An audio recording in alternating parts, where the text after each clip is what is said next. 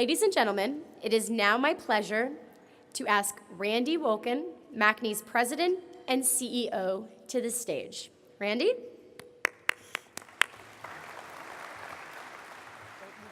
I won't be moving any. Good evening. Thanks for coming to the 106th annual dinner. And it's wonderful to see so many people. And this is our chance once a year to spend time together, to celebrate manufacturing and to look to the future, which I see in all of your facilities as I get a chance to go around. I have one of the best jobs. I get to go visit some of the best places to work on the planet.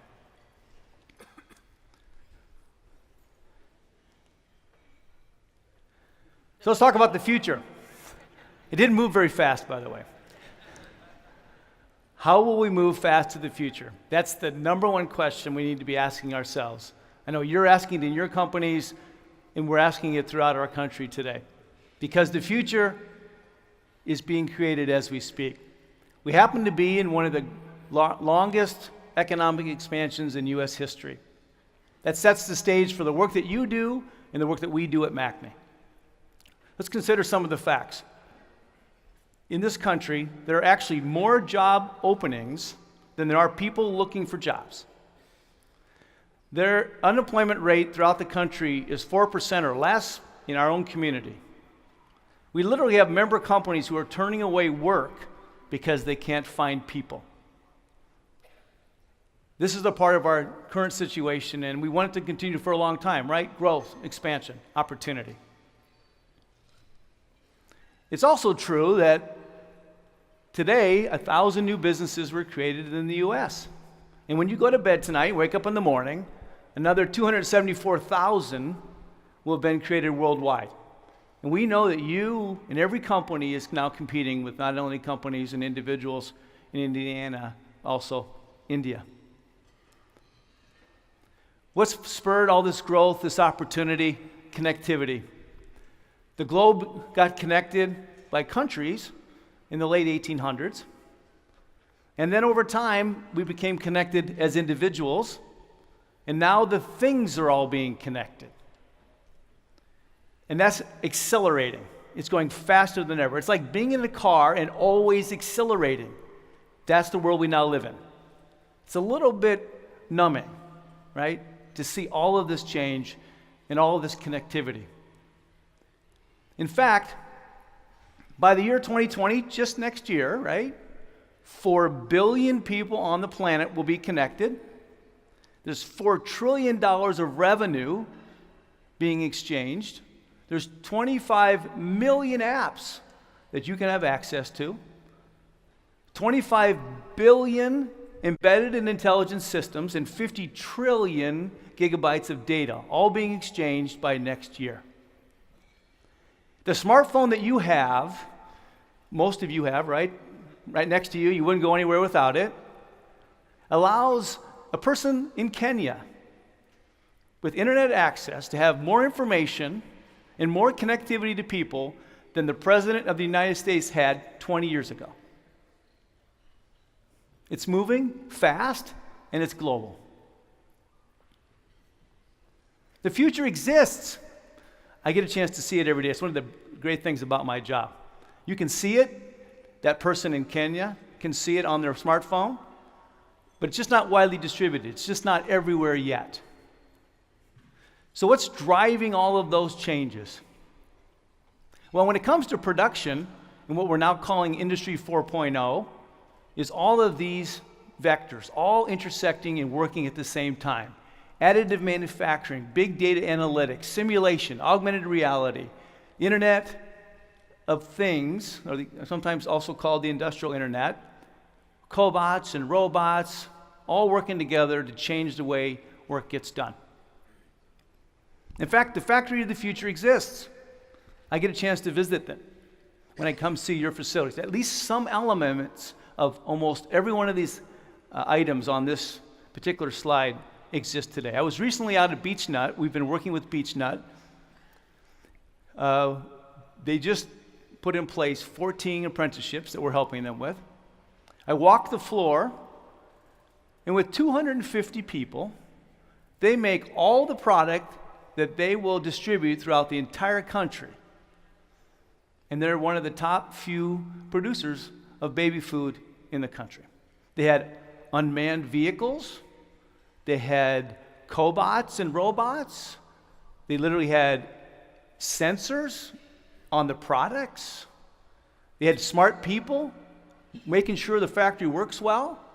And I see that in company after company after company. The factory of the future exists. And a part of being here with us tonight and with us at MACNY is you get a chance to rub shoulders and see the future. There are at least 10 trends shaping manufacturing. The workforce is more tech savvy and diverse than ever, and it needs to be for us to be successful. Manufacturing goes well beyond making a product. More and more platforms are services as well. I just talked about the Internet of Things explosion and the 5G assimilation, all happening, more data, more opportunity, more growth. Of course, you got to protect all of that with cybersecurity. We need greater, and it's already happening, industry and university collaboration so we can make the products and the services of the future. Supply chain leveraging and blockchain, AR, VR growth, machine learning, literally machines learning on their own about how to do complex tasks, AI, data analytics, all being merged together. A shifting focus from business to business, where everybody's also focused on business to customer. And good for all of us, more and more reshoring and increasing focus on made in America. So what are industry leaders doing? Customer connectivity, they're investing in supply chain reinvention. They're focusing a lot on creating a culture where talent wants to be. In a talent war, you have to create a place where they want to be. Digital assimilation across the enterprise, big data analytics, and of course, you got to protect all that enterprise, both in the digital space and in the physical space. And this is what people are investing in today. Every single job is changing. Your job, my job, every job. There are no jobs staying the same. I remind people there are no more low-tech jobs in the future. They're all tech jobs. You know, go to Panera's. You know, the only person I talk to now is the kind person who brings me my food. So tech jobs across the board. Every job's changing, which also means leaders have to change. And you get to choose what kind of leader you're going to be. Whether you be a boomer like me or a millennial, we all have to choose what kind of leader we're going to be and how we're going to be successful in this new world that rapidly changes day after day after day. Now, it's my belief there's a certain kind of leader or leaders that are successful. Some call them transformational leader. I happen to call them present-future leader. I wrote a book about that. The focus is, how do you create the future in the moment you're living? And how do you do that with not only your head, but your heart, and getting your hands dirty too? Because that's what people want to see. That's what your talent wants to see. That's what I want to see when I work and I'm a part of an organization. Now, you're going to have the good pleasure of hearing from 3 transformational leaders this evening. Now, I'll tell you a little story. So Bob Andrews was instrumental in my coming to MACNY 18 years ago. And I sat with him in the office of the old MACNY headquarters and signed my contract on September 11th, 2001, as the second tower was starting to come down. The whole world changed on that day, and my life got better too, because I agreed enthusiastically to come to MACNY. But it was really important. Bob was a mentor. Thank you, Bob, for those first few years, as so many were, as I was cutting my teeth and learning how to be a leader at MACNY. Now, come full circle, this year, his son, Nate Andrews, is my new boss. He's the board chair, a young, visionary, focused manufacturing executive that helps MACNY become the 21st century that it must be too. And we also have David Freund here, who actually is one of the few people that have been working with MACNY longer than me. He taught supervisory leadership, which his father also did at MACNY. So you're going to hear from 3 transformational leaders who today are making a difference, and that's exciting. So what are we doing for you at MACNY? First of all, we're having a bang-up year. We continue to be in the black and growing and offering more services than ever. We offered 300 events this year. We served thousands of people in companies. We impacted thousands of students, hundreds of teachers. We're doing more than we've ever done. And it's exciting.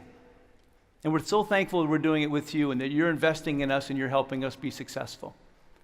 About half of our team now spends their days on workforce initiatives to help you find the talent you need. And we're starting in middle schools now with our partners. Partners for Education and Business, who's an affiliate of MACNY, and now our newest partner, who co-located with us, the Central New York School Board Association, which means we have much bigger plans than just being 12 school districts. We already do 6 P-TECH programs. We're involved in 28 CTE programs, career and technical education programs. Our plans are to be in 54 school districts, starting in middle school. Because where are we going to find the talent? At middle school. Member services. We still provide those services you've become accustomed to, a membership hotline, and we provide healthcare consortium, and we do all kinds of member services directly to you, and we're excited for the new services we'll be offering there as well. And of course, we're the state leader when it comes to manufacturing advocacy. We were very successful in 2014 getting an income tax cut for C Corps. Flipped the script. New York State is one of the best places for corporate C corporation income tax in the country. And we want to do the same for small, medium manufacturers. We made real progress this year, and we think we'll get it done. You need a tax cut. That is so you can invest in your people, in your equipment. And it's been very successful with C Corp manufacturers, and we want it for you as small, medium manufacturers. But there are other things we're working on too. We've been working with our elected officials, many of them here tonight. Thank you for your commitment and devotion to the manufacturing community. You know, we want your help in doing more so we can hire more people, produce more product, and improve our community. And we're so thankful for all the hard work that you're doing, and we've been great partners with us. So thank you for doing that. What's our newer initiatives? Well, hopefully you've become an individual member. If your company is a member of MACNY, you get to be an individual member, which means you can take advantage of 60 events for free or nearly free, discount on training, and soon to be all of our product and services digitally. I'll talk more about that in a second. Leader learning services. You know, helping you as a leader become the next great leader that you are called to be. We offer coaching and learning and training and networking so you sit next to and work with the people that you're here tonight with. We're making a commitment to take our products and our services digital. We've already added one digital space. We'll be adding a second one by the fall so that our products and services could be had anywhere at any time. Right now, we've got people listening to David and Marissa's podcast in Japan. We know that through data analytics. So we are going to be on the forefront of giving you products and services when you need it and where you want it. I talked about our workforce solutions and partnerships. We've got big plans for really making a dent when it comes to helping you find talent. You'll read more about that on our website. You'll spend more time with us, hopefully. We've got 140 companies now working with us on workforce, directly in high schools, starting now even more so in middle schools, and of course, past graduation. We are the state's leader in apprenticeships, and we're known nationally for what we're doing with apprenticeships. In 18 months, 45 companies initiated new apprenticeships, and 140 individuals signed up to start. And what's wonderful is that you can start in an entry-level job, and in 3 to 4 years, be making $25 to $30 an hour with benefits, and the company will pay for it all. We need more young people. Tell everybody you know that these jobs are available in your companies and beyond. And we've introduced pre-apprenticeships. We're starting this year in the city of Syracuse high schools, offering a pathway to be an apprentice starting in high school. And we'd like to do that in lots of school districts across the state. And thanks to the help of the legislature, and Bill Magnarelli in particular helped us specifically on pre-apprenticeships. We're pretty excited about that. And of course, our statewide advocacy networks, we have 5 partners throughout the state. We'll continue to work with them as we provide services. We also want you to make investments in Central New York. They offered me a no-pay job called the co-director, co-chair of the Regional Economic Development effort in the region. And I'm excited to say that over the last 9 years, there's been hundreds of millions of dollars of investment, about $1 billion private sector match, thousands of jobs retained, and thousands more created. We got more work to do, but we really need to focus on having a place and a space that's attractive to young people, that keeps our talent here, and that helps you invest. And of course, we need to do this together.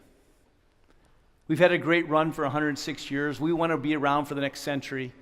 We need to do it together with you. As you prosper, we can prosper. And I want to thank you for helping us do that. Because we're not only an organization of the past, as you are, we are an organization of the present and the future. And finally, I want to thank you for being here, for taking the time out of your busy schedule. I know you're so busy. You gave up an evening to be here. I can't thank you enough. I also want to thank the SRC Arena staff for hosting us and having us put on a great evening. And I'd like to take the opportunity to ask, thank a few more. First, let me have the staff of MACNY stand up. Maybe they're in the back, right? Can we give them a round of applause?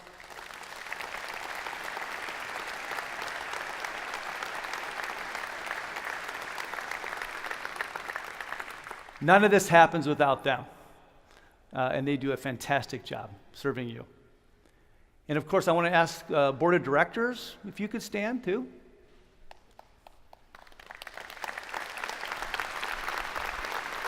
Great leaders, great supporters. Thank you for all you do for the community and for MACNY. And of course, I want to thank the person who supported me for 31 years, my wonderful wife, Denise. Thank you. So.